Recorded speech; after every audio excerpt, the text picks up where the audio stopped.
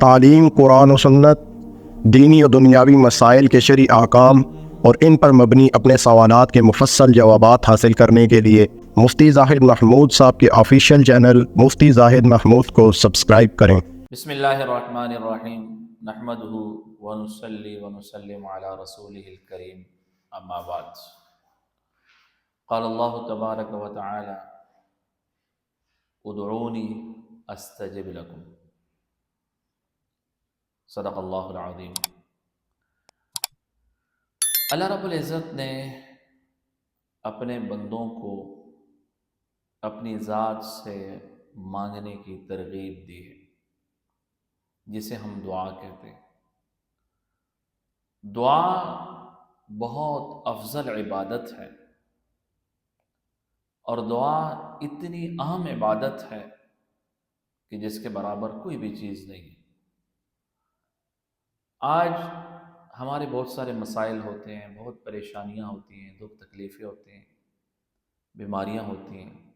ہم اس کے لیے مختلف علاج بھی کرتے ہیں، وظائف بھی پڑھتے ہیں، تعویذ وغیرہ بھی لوگ لیتے ہیں، مختلف چیزیں کرتے ہیں۔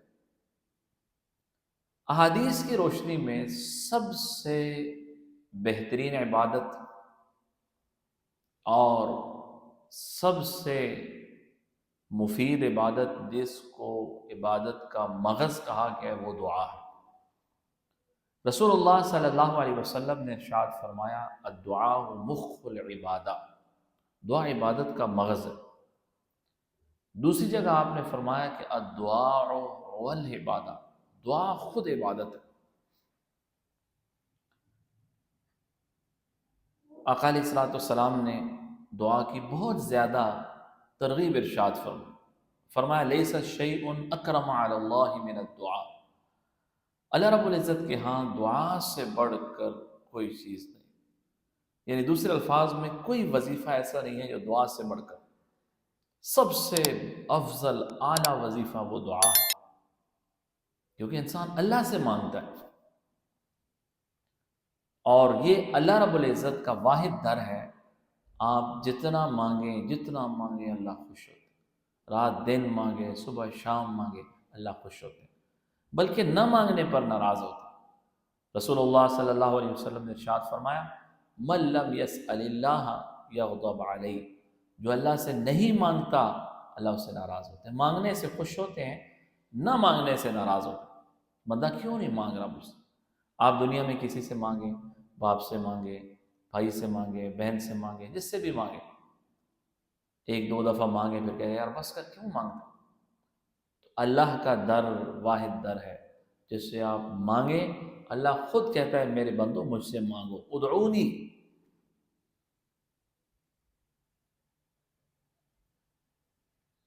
پکارو مجھے، دعا مانگو مجھ سے، اسی اللہ سے مانگنا چاہیے۔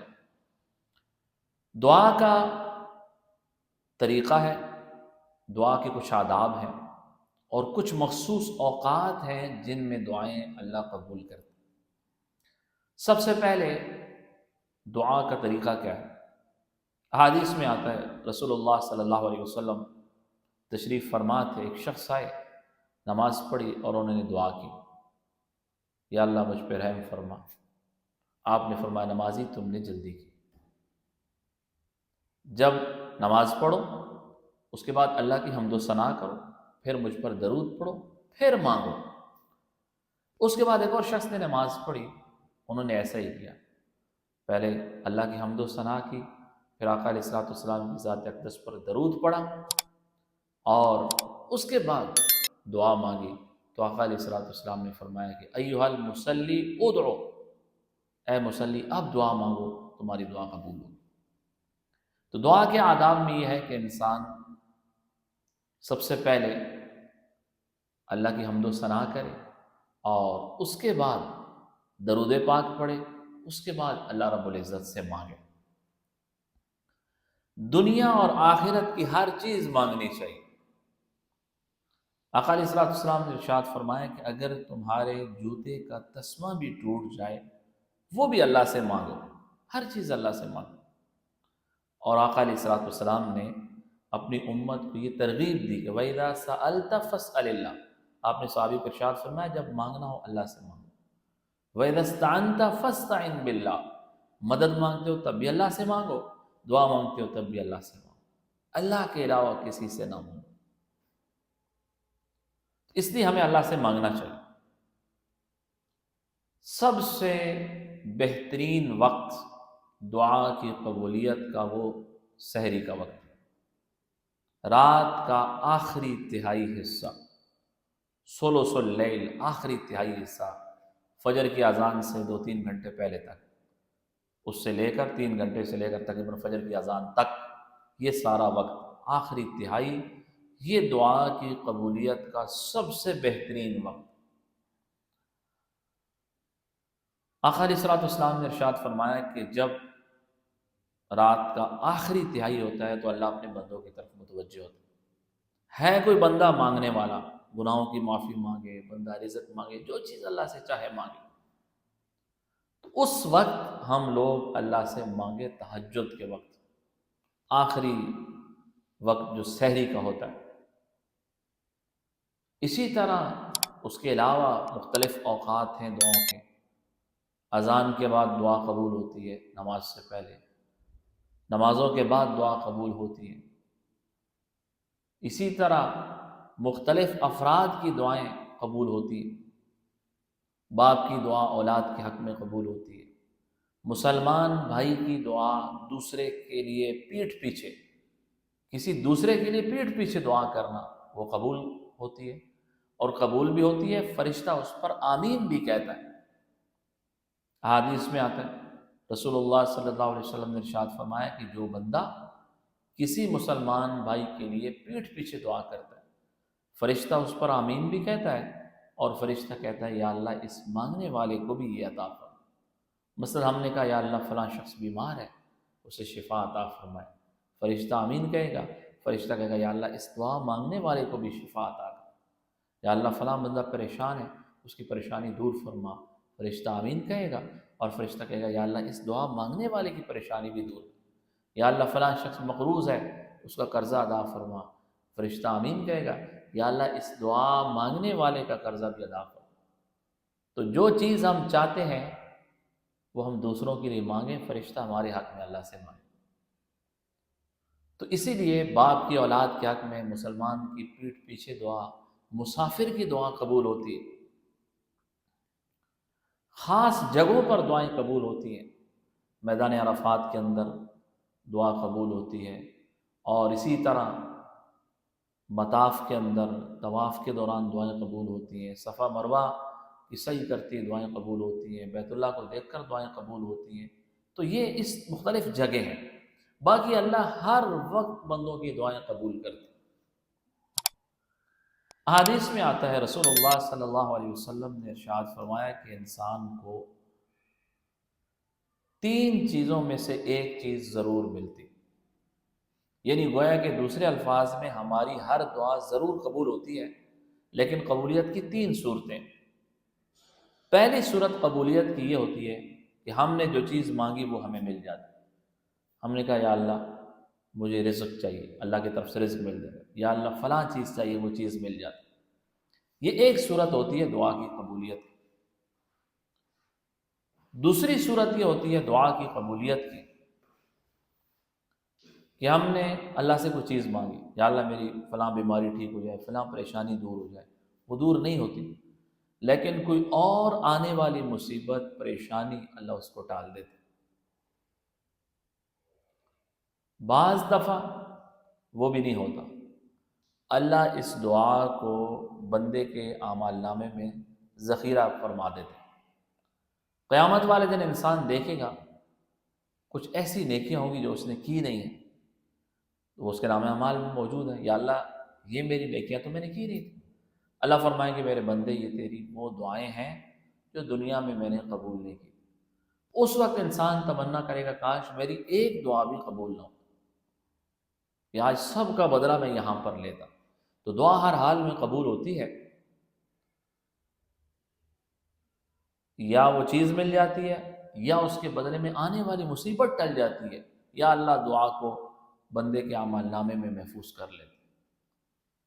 اس لیے دعائیں کثرت سے مانگنی چاہیے. دعا تقدیر کو ٹال دیتی ہے. حدیث میں آتا ہے آقا علیہ الصلوۃ والسلام نے فرمایا لا يرد القضاء الا الدعاء. دعا تقدیر کو ٹال دیتی. دعا کی وجہ سے آنے والی پریشانیاں دور ہو جاتی ہیں. آئی ہوئی پریشانیاں بھی ٹل جاتی ہیں، جو نہیں آئی آنے والی ہیں وہ بھی ٹل جاتی ہیں. اس لیے دعا اللہ سے مانگنی چاہیے. دعا مانگنے کے مختلف طریقے ہیں. ایک تو یہ ہے کہ انسان تنہائی میں بیٹھ جائے. بہتر ہے 2 رکعت نفل پڑھے، اس کے بعد بیٹھ جائے. لیکن اگر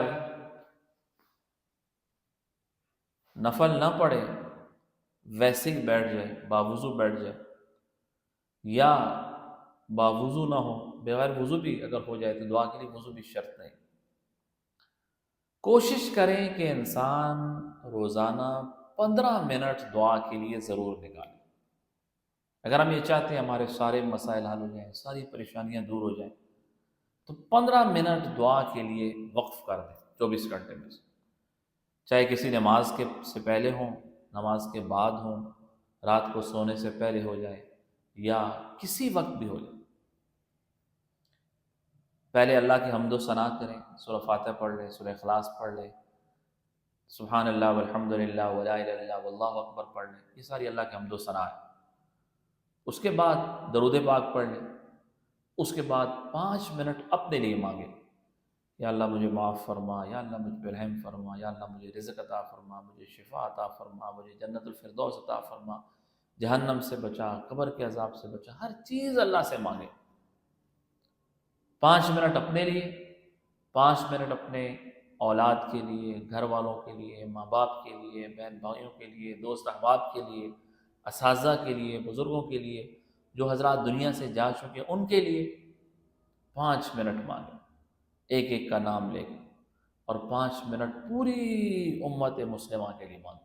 یا اللہ پوری امت کو معاف فرما، پوری امت کو ہدایت عطا فرما، پوری امت کو رزق عطا فرما، پوری امت کی پریشانیاں دور فرما. ہر چیز مانگیں اللہ سے. تو یہ 15 منٹ کوشش کریں ہم کم از کم روزانہ مانگیں. اتنا بڑا عمل ہے یہ کہ ہمارا اللہ سے تعلق مضبوط ہوگا، اور روزانہ ہم دیکھیں گے ہمیں اللہ کا قرب نصیب ہو رہا ہے، ہماری پریشانیاں دور ہو رہی ہیں، ہمارے مسائل حل ہو رہے ہیں. تو 15 منٹ ہم اپنی دعا کے لیے وقف کریں. رات کو اٹھ گئے، تہجد پڑھی، تہجد کے بعد مانگ لیں.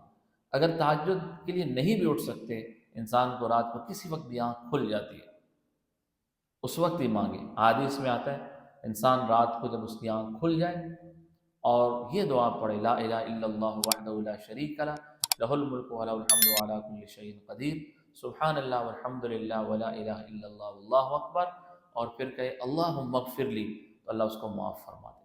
اس کے بعد جو بھی دعا کرے گا اللہ دعا قبول فرما دے. تو رات کو آنکھ کھلی، یہ دعائیں پڑھ لی، اس کے بعد لیٹے لیٹے اللہ سے مانگے. اللہ سے مانگنے کی عادت ڈالیں. اسی طرح انسان چلتے پھرتے، گھر سے مسجد جا رہا ہے، مسجد سے گھر جا رہا ہے، بازار جا رہا ہے، دکان پہ بیٹھا ہے، کاروبار کر رہا ہے، کوئی کام کر رہا ہے، زبان سے اللہ سے مانگتا رہے. ہر چیز اللہ سے مانگے. جو پریشانی زیادہ ہے اس کو مسلسل اللہ سے مانگے. یہ عبادت کا مغز ہے. اگر اللہ سے دنیا بھی مانگتے ہیں تب بھی عبادت ہے. تو اس لیے ہمیں کوشش کرنی چاہیے کہ اپنے اوقات کو زیادہ سے زیادہ وقت ہم دعا میں لگائیں اور روزانہ اللہ سے مانگیں. اللہ رب العزت ہم سب کو صحیح طور پر دعا کرنے کی توفیق عطا فرمائے. وآخر دعوانا الحمد للہ رب العالمین.